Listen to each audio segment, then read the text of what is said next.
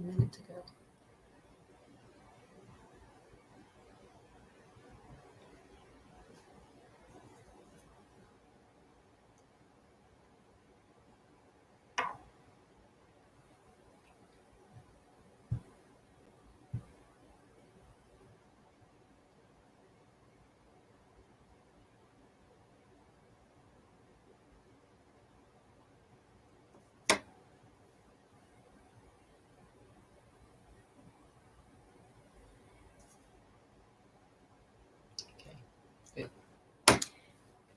All right, so I can see it's about 10 o'clock now and we're ready to begin. So I would like to start out by welcoming the businesses, the educators, and the students to our annual Gateway Chamber 2021 Business Educator Partnership. My name is Lynn Crystal. I chair the Workforce Education Committee, and I have my own business, Lynn Crystal Company, Executive and Management Development. And what I'd like to do now is acknowledge all the people before we start and that are so important. First of all, again, thank you all for coming. And I'd like to acknowledge first our sponsors. Our sponsors are Infineum, Pennoni, Phillips 66, and Bayway Refinery. And our chamber associates, who are Jim Coyle, the president, Camila Cuevas, the director of operations, Rebecca Lovelace, the marketing manager, and of course, our panelists, which we're going to be very excited to hear from. And they are Mr Hussein. He is the vice president of workforce programs for Prologis, and Belinda Cooper. She is the vice president of human resources for the National Hospital Association, New Jersey Hospital Association. New Jersey Hospital Association. So, well, today our theme is going to be the burning question of how are corporations and businesses hiring during the pandemic. And by the end of this hour, you will have answers and you will have so much more. Now, what I also would like to do is acknowledge our Workforce Education Committee. And, guys in the chat, go ahead and say hi. All of you, just go ahead and say hi. Use the chat over there. Okay, so I'd like to, for our Workforce Education Committee members here today, we have Elroy Darden of Legal Shield. We have Glenn Best, Newark Alliance Incorporated. We have Barbara Mooney, Minuteman Press. Caroline Morano, Community Access Unlimited. Carmen Sita Pyle, the City of Plainfield. Denise Astuto, Roselle Park High School. June Lazaro, and she is from Primerica. Rosalind Pearson, a business owner of ACN.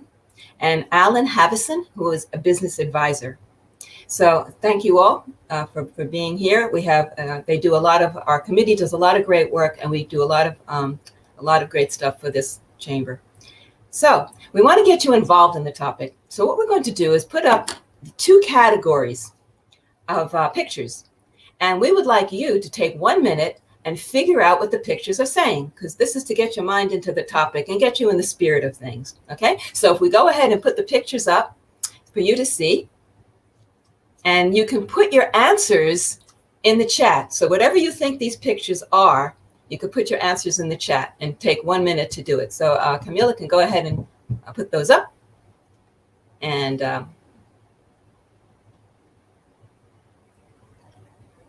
okay, and what do you think they are?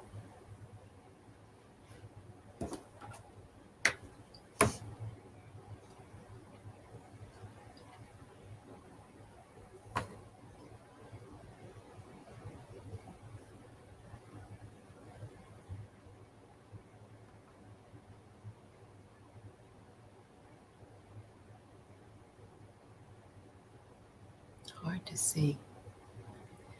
Okay, yeah, they're hard to see. They are cropped. The pictures are cropped, so we got to figure out what they are. So look closely.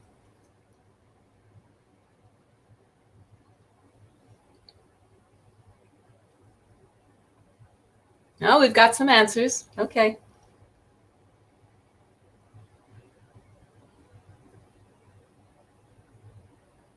We have 15 seconds to go.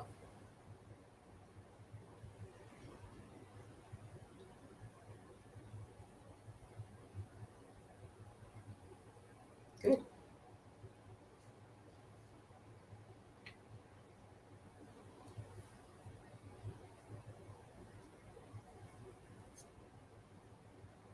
All right, good. And what do you think the industries are? Anybody? Could you figure out what the two industries are? Industry 1 and Industry 2?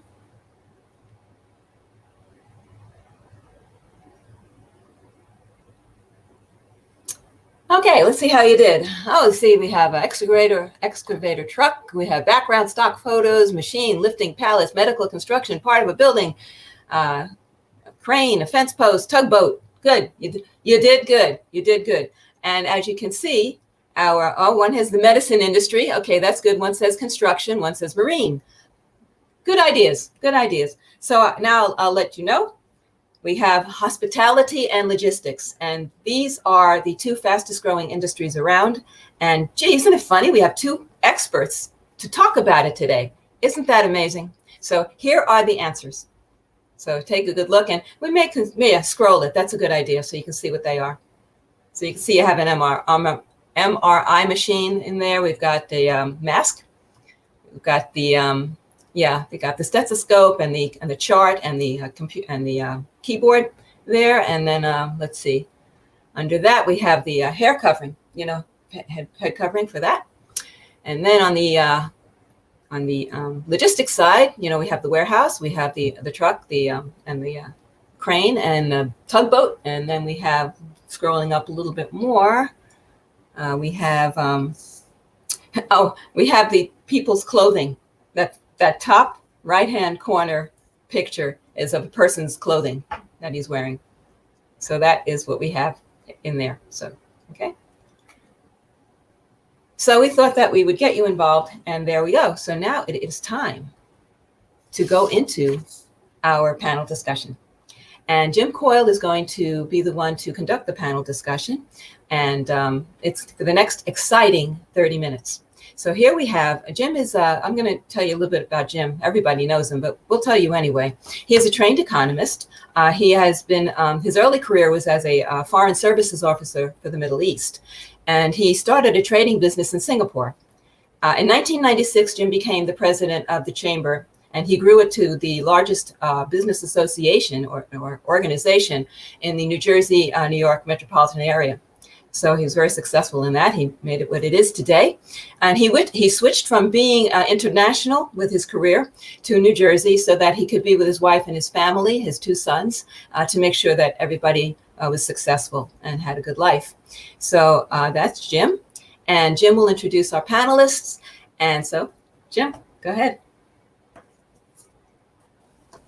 Great. Lynn, thank you so much. I really appreciate that nice introduction, and appreciate your leadership as chair of the Education Committee. Gosh, I think you've been doing this for almost 10 years now. This is our 42nd annual Business Educator Partnership meeting, and I want to welcome everyone today. Each year at this event, we take a different topic and discuss it in quite a bit of detail on what's going on out in the real world, the work world, the world that all of us are either in or will be entering sometime shortly.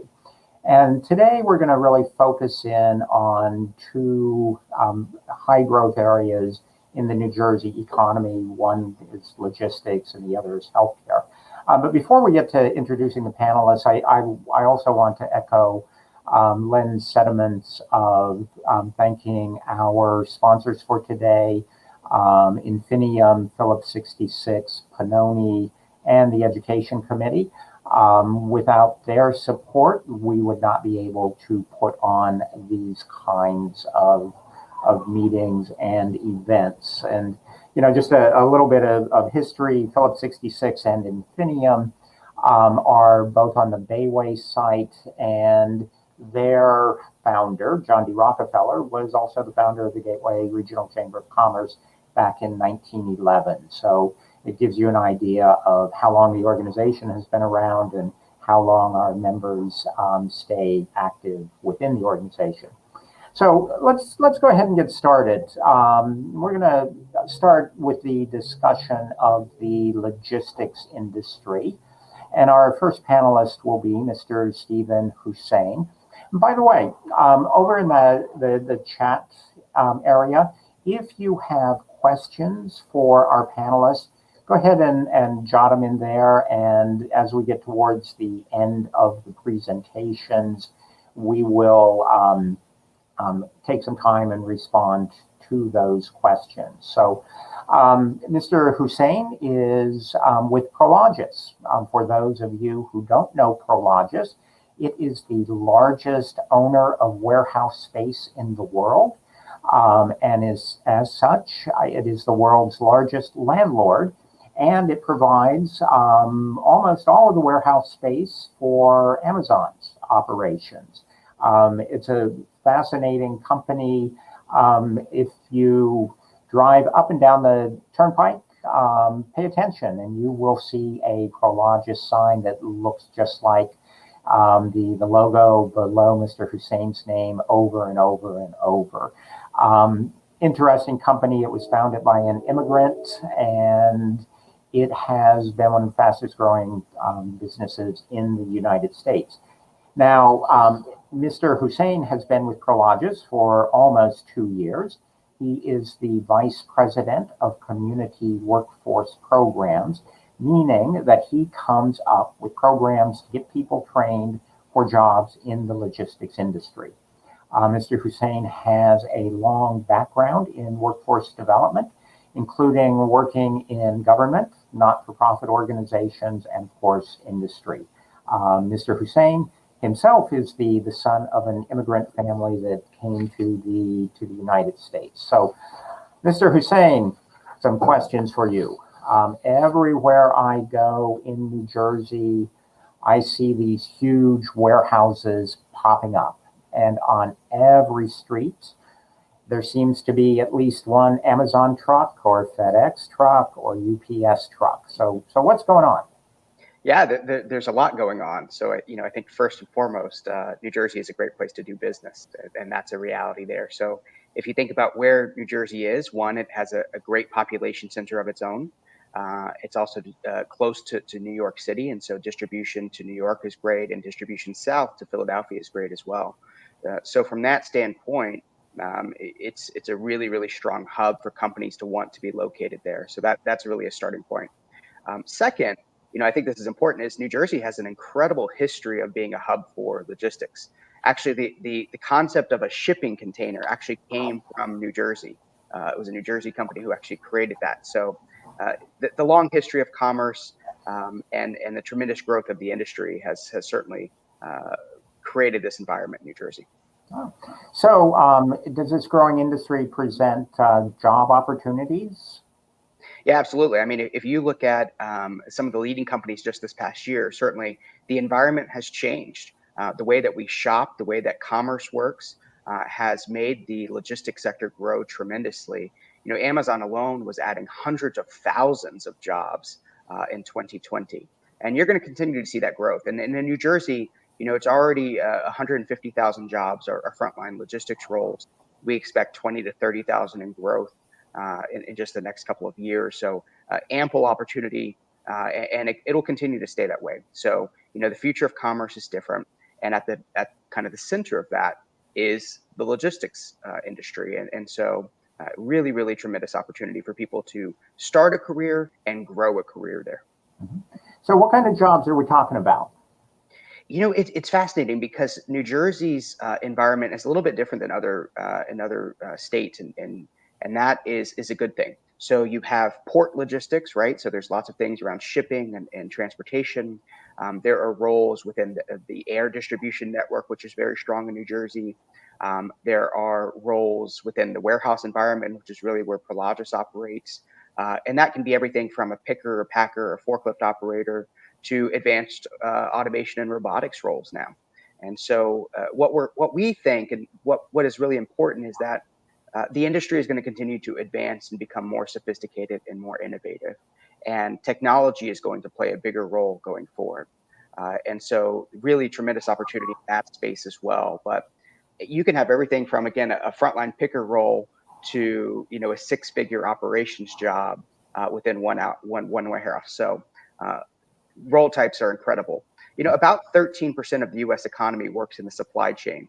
So when you think about that, I mean, the types of roles are expansive, from engineering to IT, to business services and sales. It's an enormous sector.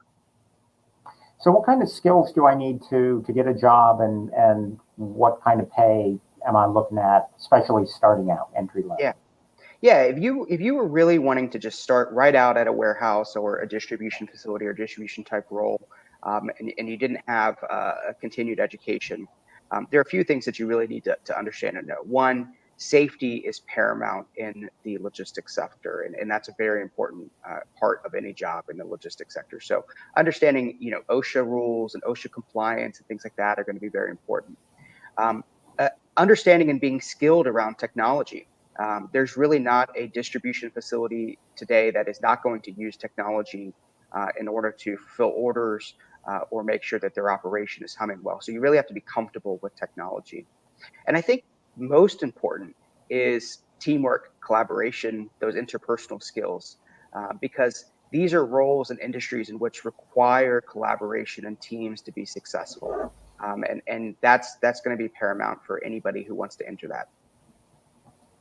So what about advancement opportunities? And can I get on-the-job training? So if I'm just coming out of high school or college but don't have real skills, what's my pathway within the industry? Yeah, that's one of the exciting things about the sector, I think, is that there really is tremendous opportunity to grow. And, our customers, I know firsthand, are investing an incredible amount into ongoing education and training for their employees and are really committed to career pathways there. And so you can start out in a frontline role and move your way up from, again, a frontline, warehouse role to maybe a heavy equipment operator, like a forklift operator, onto a team lead or a supervisor role in management. And it is a very clear pathway to a six-figure career. If you are committed and invested into the industry, the wages and the pay is there. And so really, really ample opportunity. And I think it's a mix between hard skills that you do need to have some continued education on and some skills that you will learn on the job. And the logistics sector is a sector in which there's a lot of knowledge that is gained on the job and in the industry that you can't get in a classroom. And so it lends itself really well to advancement for internal employees. Mm-hmm. So you're the son of an immigrant. Prologis was started by an immigrant. Is there a lot of diversity in the logistics industry? Yeah, if you go into one of our distribution facilities and one of our customers' sites, it is incredibly diverse. You have gender diversity, you have ethnic diversity, you have age diversity. It's one of those sectors that really welcomes anybody and provides equal opportunity to anybody. And that's one of the things that I think makes it really, really exciting as an industry. Again, I'm the son of an immigrant from Pakistan, and working in the sector and feel welcome and feel like I have equal opportunity here. And so, yeah, you go to any distribution facility, you're going to see it, and it's something that's really, I think, special, and it's really based on what is the supply chain, what is commerce. We live in a global world, and from that standpoint, I think people understand that when you're trading with China or India or Latin America, Europe, you really need to have people who understand global differences, and that's really, really valuable, and I think very unique, frankly. Mm-hmm. What about people with disabilities? Are there opportunities? We have several agencies within the chamber that provide services for this population, and I know they're always looking for job opportunities. Yeah, there absolutely are, and I know several of our customers are actively seeking individuals with disabilities for roles, and will engage specifically with those populations. Obviously, it's a case by case thing. But what I think you will find is that the industry is quite open to individuals and has a lot of opportunity for them. So I think there's something there, and your partners in the community absolutely will find success in that sector. Well, that's really terrific. I appreciate you taking the time and joining us. I didn't mention that Stephen is joining us from Dallas. Yes. That's the nice thing about the virtual world, is that we can bring in the best people anywhere, and Stephen is really well recognized within this area. Let's bring Belinda onto the screen, and we'll bring Stephen back up a little bit for the Q&A. But I also want to discuss job opportunities within the healthcare sector. So good morning, Belinda. It's great to have you here with us. So Ms. Cooper is the Chief Human Resource Officer at the New Jersey Hospital Association. She's been there for 30 years, so she's been there longer than I've been here. And as such, she knows more about jobs in healthcare than anyone else in the state. For joining the Hospital Association, she worked for 9 years as the HR administrator at Rahway Hospital here in Union County. And she was also a recruiter for Robert Wood Johnson University Hospital. So obviously an entire career within the healthcare industry. And thank you so much for joining us this morning. So when I think about healthcare and jobs, I think about doctors and nurses. I know, though, that there are other people working in healthcare. Who are they? Well, thank you, Jim. And I'm pleased to be here today. Always interested in getting people excited about healthcare, and I guess talking about the different types of jobs. First off, the industry itself is an industry that we're always going to need, and it never became more clear to all of us than this recent global pandemic. And so when most people think of health careers, they do think of doctors and nurses, but there's an entire array of staff folks who are part of what I would consider to be the infrastructure of these organizations. In particular, you have to take into consideration the continuum of care. So we have, when you say doctors and nurses, that usually conjures up either hospitals or doctor's offices or sometimes rehab facilities. But there are acute care facilities where we do surgery and deliver babies, but there's also a whole host of other folks who help support all of the clinical activities that you would normally think about, like respiratory therapists and lab technicians, the folks who clean the rooms and who also support feeding the patients and feeding the residents. So in addition to acute care, we have long-term acute care. Those are for folks who need high-end, longer-term acute services. We have folks who are in rehabilitation who are looking to get improved conditions, improve their conditions through therapies.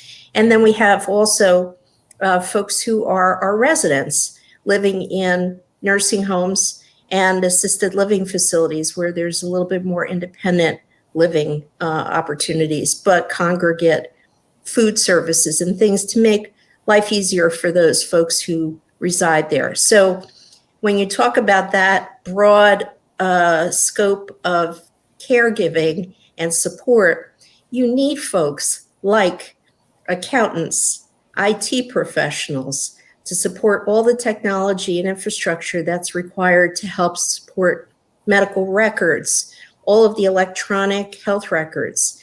Cybersecurity is something that we're all talking about for all of us independently and individually, but healthcare has probably, it's chock full of very sensitive information that we need to protect and preserve. So we need cybersecurity people on our IT teams to assist and protect our data. We also have financial people. These are folks who process claims to provide financial support to the hospitals and healthcare institutions so we can provide the services that are necessary. We need folks who take care of the boilers in the infrastructure to make sure that we have heat and air conditioning, all of the things that you can imagine. It's almost like a small city. That's the analogy I use, where you need folks to take care of the garbage and feed people and order supplies and make sure that the supplies get to the necessary units in order to help provide care to the patients. Mhm. So, and most importantly, at this time, with the U.S. Census predicting that folks who are 65 and older account for 15% of the population, they expect that to increase to 24% by the year 2060. So supports to provide care and infrastructure support for all those patients and residents who are an aging baby boomer population, very important. So there's a whole variety of positions that are available. So when I'm out and about dodging those FedEx and Amazon trucks, I noticed that new doctors' offices, new PT centers, new hospital wings are popping up all over. So is this going to, well, you mentioned the population changes, so I guess this is going to continue to be a growth industry.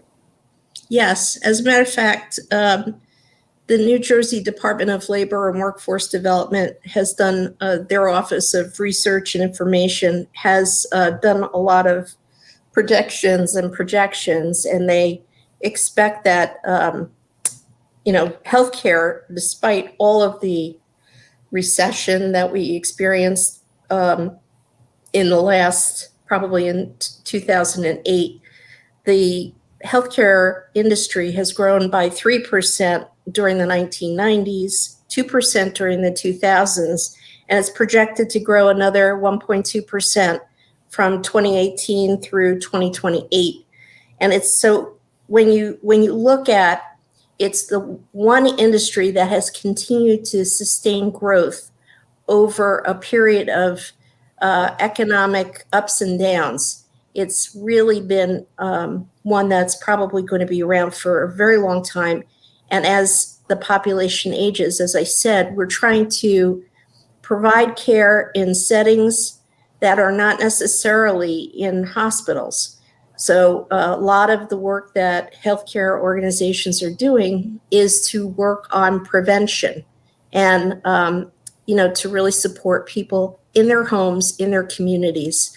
And that is part of where the growth is coming in ambulatory care places. So patients can come in for the day, get the treatment that they need, and then go home, or home health care, which is a growing area and obvious need, particularly with the demographic changing.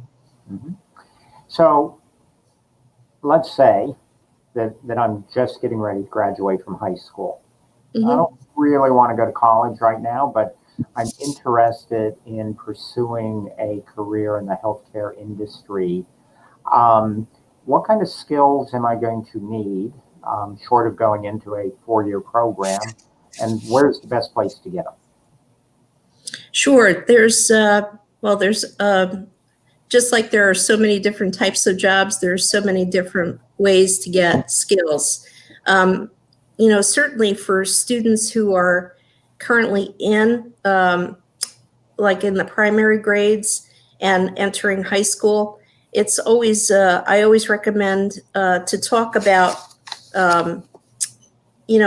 talking more directly with some of your counselors. And a lot of folks look toward vocational technical schools as being a good place to get information about different types of skills that would be appropriate for some of the, I guess, the fundamental kinds of jobs.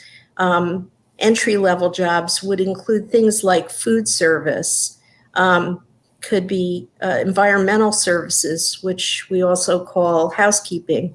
All of these areas are good jumping off points for students to break into the healthcare industry, because I think that among the most important skills that people bring to a job, period, is reliability, responsibility, accountability, meaning show up on time, make sure that you follow the procedures in terms of calling out if you're going to be out sick, and really being responsible, because never before are you in an industry where you're focused specifically on delivering care to patients. No matter what your job is, that's the overwhelming theme. We're all there to help support our patients, our residents, and our folks who are coming to us for services. So vocational technical schools are a good place. Community colleges are also a wonderful place. Many community colleges have agreements to partner with some of the healthcare institutions, like hospitals in particular, to do some training. And obviously, New Jersey has many four-year university degree programs. So, and I'm a product of Rutgers University, so I times two. So I will plug that as a good place too. Okay, so I get some training, but now how do I find a job? Where do I look? Because yeah, it is a pretty dispersed group, from hospitals down to doctors' offices. You know, how do I start looking? Well, there's lots of different ways, and the things that I recommend for students to do is, and you know, this is a lot of it is pre-COVID, and you know, COVID has certainly changed some of the ways that we do things in terms of being more virtual in some areas. But I always recommend for students who are interested to consider, while you're in school, to consider actually doing some volunteer work.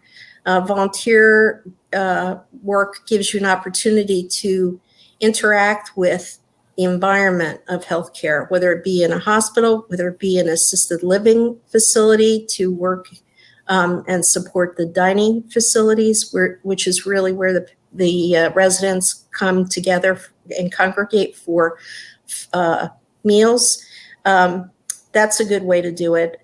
I also strongly recommend folks to get to know the healthcare employers in your area, in your communities, because by doing that, you can stay attuned to, a lot of them are holding, right now, they're holding virtual career fairs. We had to adapt. So in the past, we always used to have these on-site career fairs, and they may return once everybody's vaccinated, but I think virtual career fairs are popping up. I know Atlantic Health has done that, and search for other hospitals who have, some of which have high school academies, like Hackensack Meridian Health.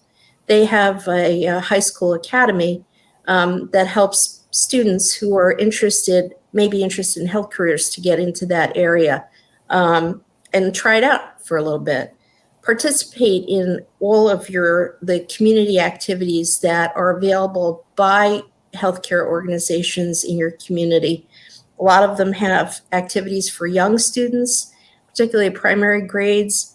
I know that Newark Beth Israel, Robert Wood Johnson, Barnabas, Newark Beth Israel has their focus is healthy eating, and they have a Healthy Kids in Hannah's Kitchen that helps to teach kids about dietary health and nutrition. And that's a good way to make connections with people in your local community healthcare centers. And finally, you can apply online to the different healthcare organizations.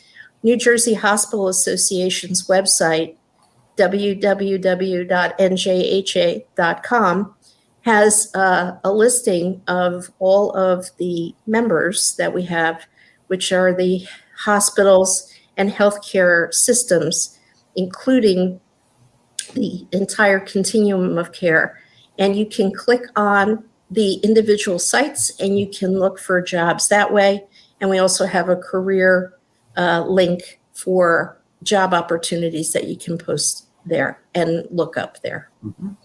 And what about people with disabilities? Are there opportunities to work within the healthcare industry for them as well? Oh, yes, absolutely.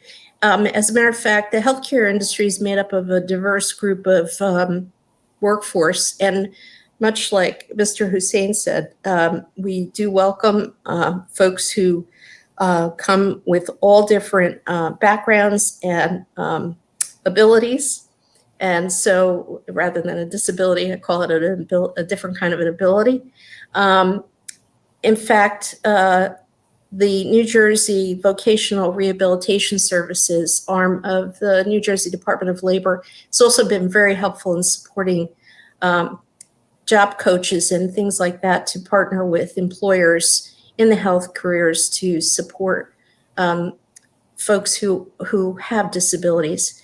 And I do have a nice story because I've been a recruiter way back, and I did have a young woman. She was newly graduated from high school, and she was the students now might not know this, but she was a baby that was affected by thalidomide, which was a drug that was used frequently with pregnant women way back in the 1950s and 60s, before medicine really understood the impact to the fetus. And she was a very deformed, she had a lot of deformities, very visible deformities. And I hired her to work as a unit clerk in one of our pediatric units. And the reason we decided to engage her there was she's pretty tough. She was pretty thick-skinned. And if you know little kids will go, how come your hair is funny? How come you have a smaller eye? How come you only have 3 fingers on this hand? And she was not bashful about saying, because that's how I was born. And I found out, I hired her when she was about 19 years old.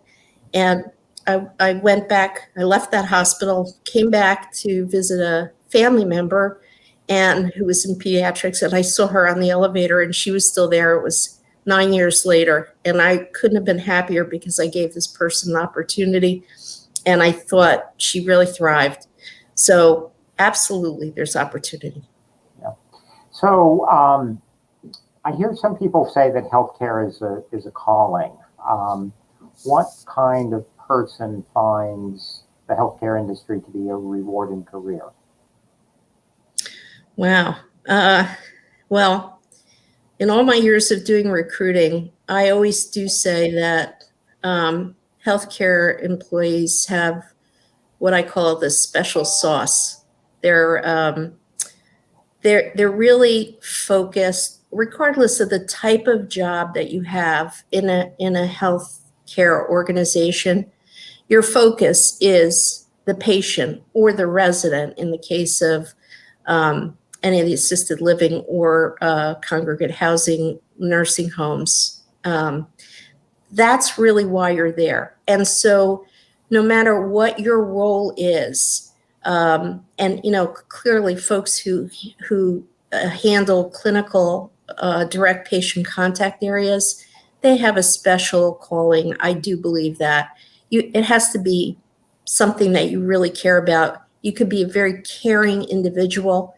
And I've met some of the finest and most caring individuals who actually clean the patient room and visit every day. And that face every day to see that patient who may be in there for months or weeks really makes a difference in that person's life. So there is a human connection, I believe, regardless of what your job is, whether you're working in IT or whatever, the technology you're working on is supporting your colleagues who are the clinicians and colleagues who are taking care of patients. So I do think that there's something very special. Great. Well, thank you so much. So let's bring Mr. Hussein back on the screen, and we will start going over some questions. And actually, the first one is in the logistics area.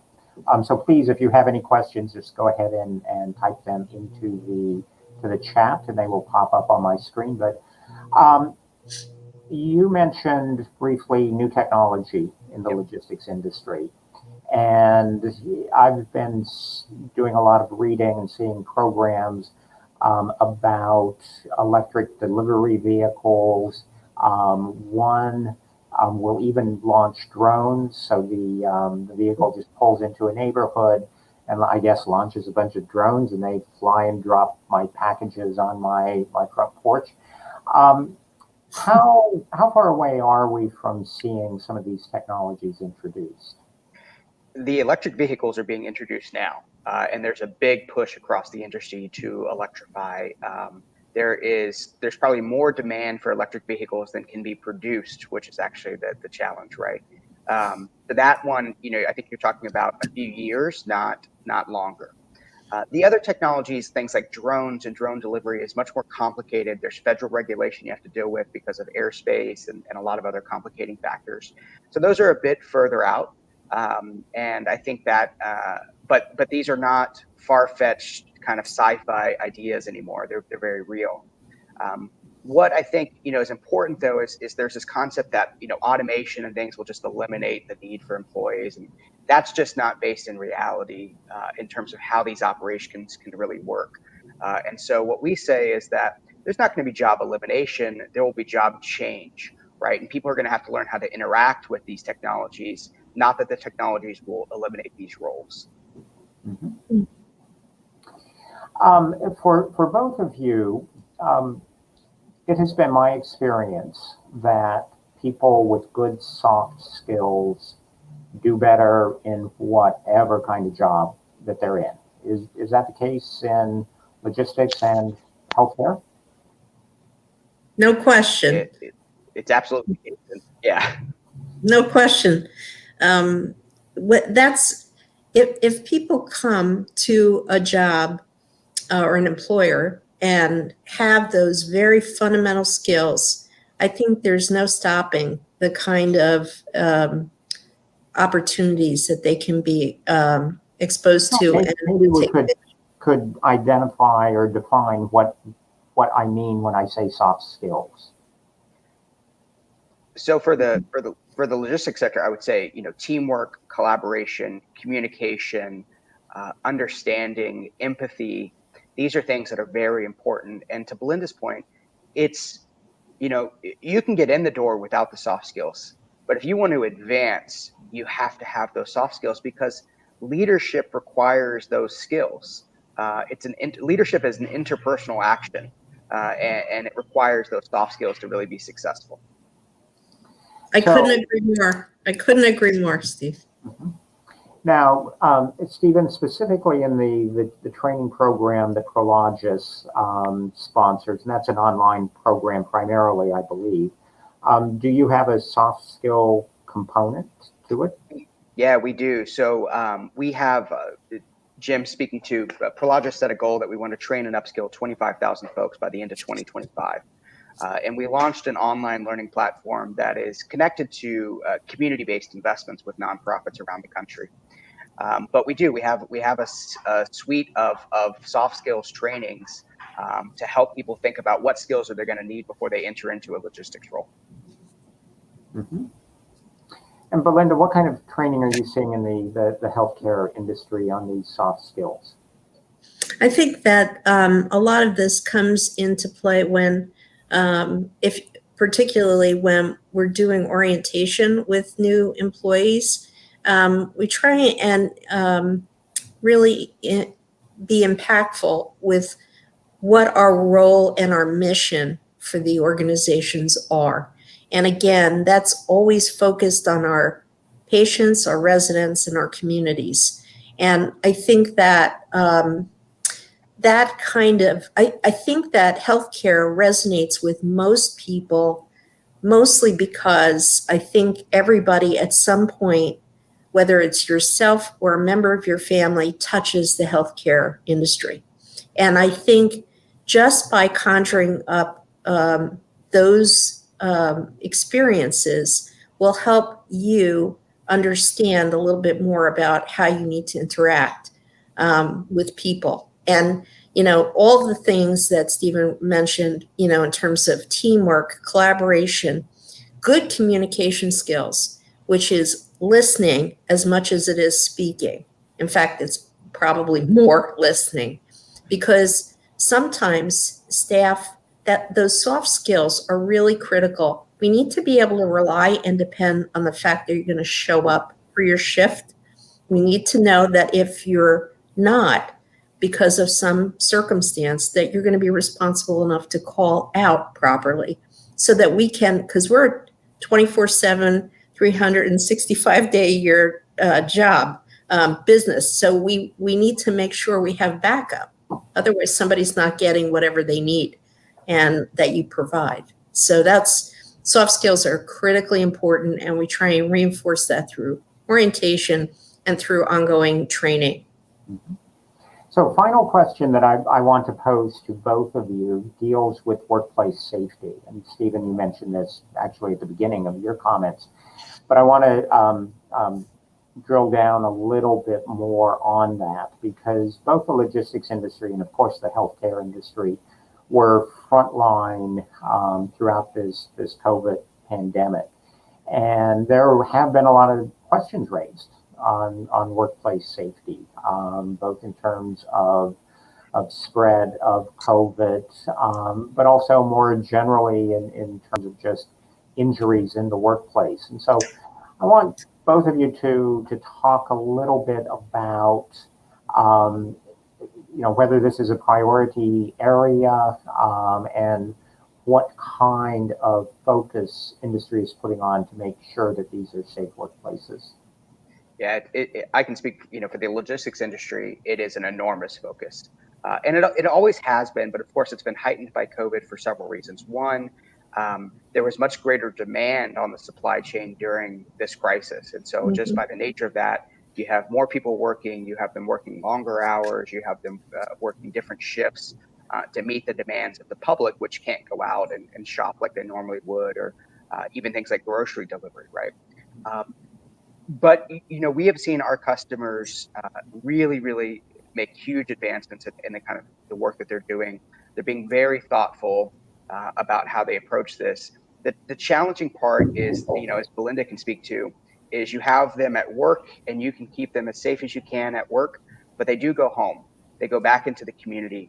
And then there's other challenges around community spread, which make it tough in a COVID environment. But I think if you look at the data, the logistics sector has made great strides in terms of workplace safety and continues to make huge investments in that space.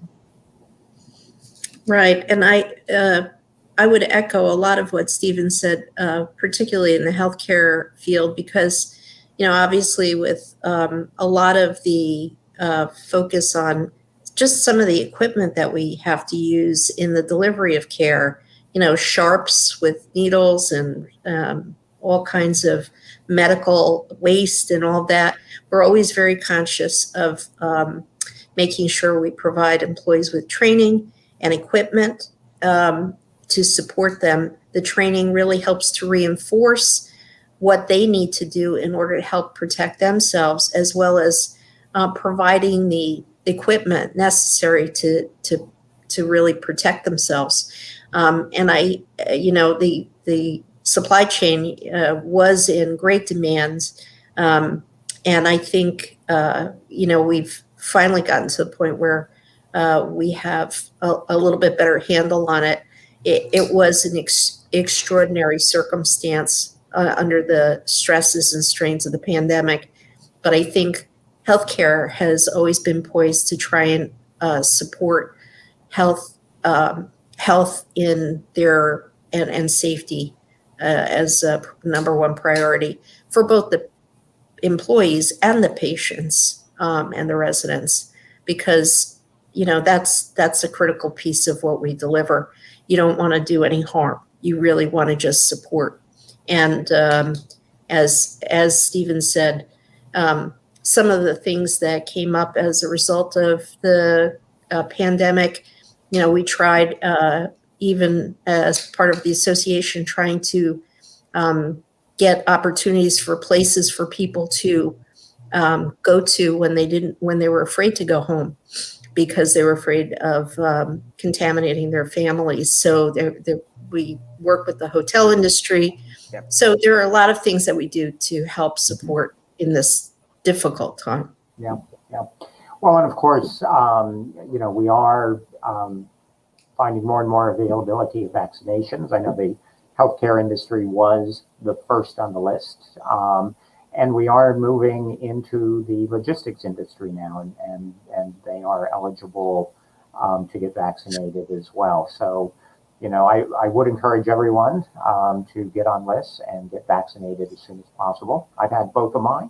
I'm very happy to say, but I really want to thank both of you for taking the time, not only this morning. So most people, when they log onto a panel, they just see, the 20, 30 minutes of discussion, and they don't realize that a whole lot of extra work goes into this. And both of you have been really generous with your time, multiple calls and Zoom chats with me, and I really appreciate it because I think the information was terrific. Now, for people out in the audience, if you want more information on either healthcare or the logistics industry, you can, of course, reach out to us at the Gateway Chamber. I would also encourage you to visit the Prologis website, take a look at their workforce development program, because there is a lot of really good information that you can do there. And with that, I will turn the stage back over to Lynn Crystal. Thank you.